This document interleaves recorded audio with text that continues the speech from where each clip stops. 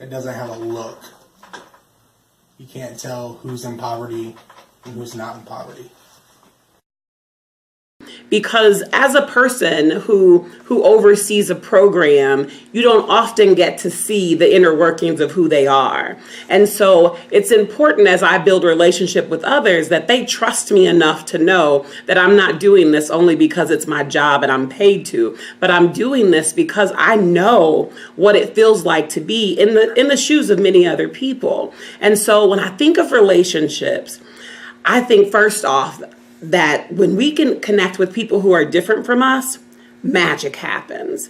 You know, we don't need to be around the same people that looks like us, that talks like us, that has the same life experiences as us. And so I live by quite a few relationship quotes, but my favorite is human relationship is the sledgehammer that obliterates every societal difference. But when you take that chance to become friends or connect with someone who is different from you, everything is limitless. So you can do whatever it is that you want to accomplish.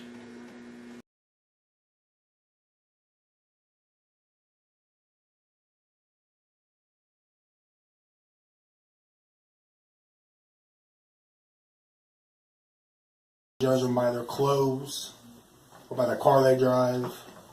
And in all reality, they could be the wealthiest person in the world and just not choose to live that way. I mean, I'm from a country town, so they're like, oh, well, you're just a hick. In all reality, I'm smart. You know, I'm not dumb. I'm not poor, but I'm not rich. You know what I mean? Everybody, or a lot of people that's in poverty is not dumb or stupid. There are some that are smart, very intelligent, very crafty, may have degrees, may not have degrees. They're not bums. Fortunately, some just ended up in bad situations and may have a hard time getting out. So if people would just like get to know them, give them a chance, you know, they could only, you know, the sky's the limit. But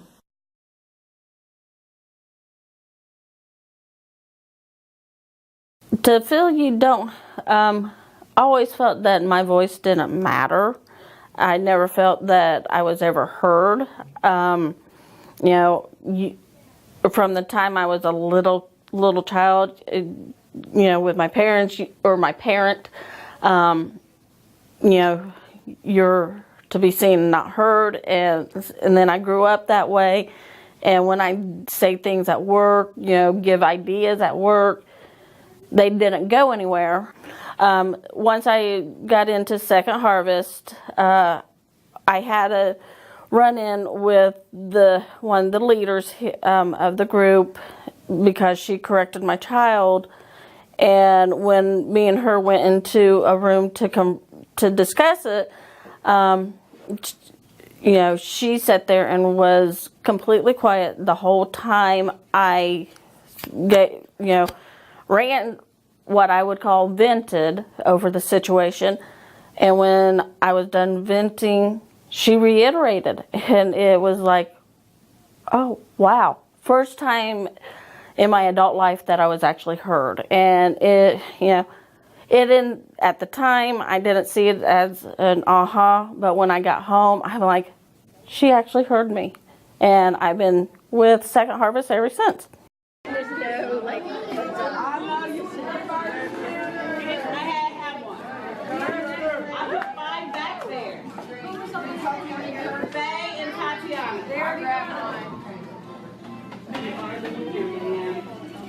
Hello.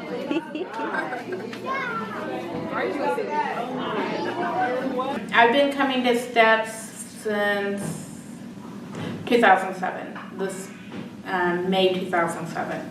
I've gained from S.T.E.P.S 2 jobs, multiple volunteer offerings, help with schooling. They helped me with studying, and when I got my degree, they were there to offer support. I graduated last year from that class, and last year was the very first year in my entire life of working that I actually had my tax check for majority of the year. which that had never happened before. It's pretty awesome, actually.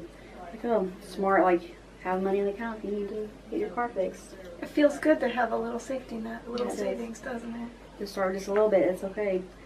But, I mean, just because I've been in poverty, I'm still in poverty, like, it's the struggle, I don't know how to word this right, like, it's not like who I am, does that make sense? Or, trying to word it.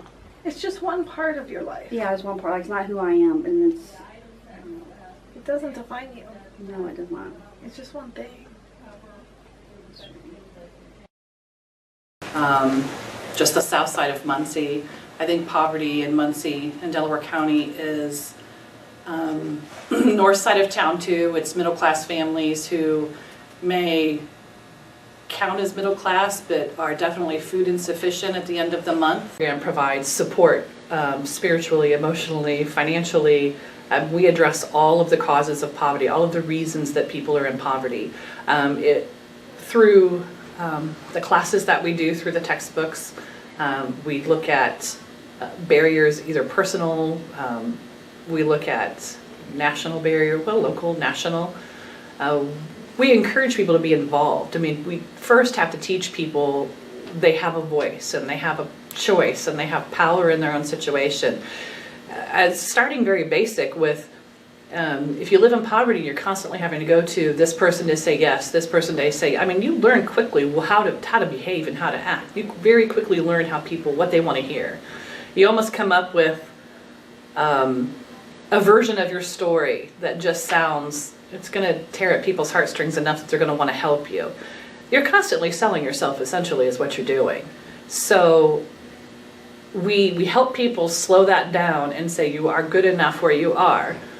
You have to learn how to kind of own it. This is the situation you're in now. This is not your situation forever. This isn't going to define you for the rest of your life. It's teaching people and walking with people through those moments where they say, you know what, I may not talk like you and I may not look like you, but I am as good. I am worthy.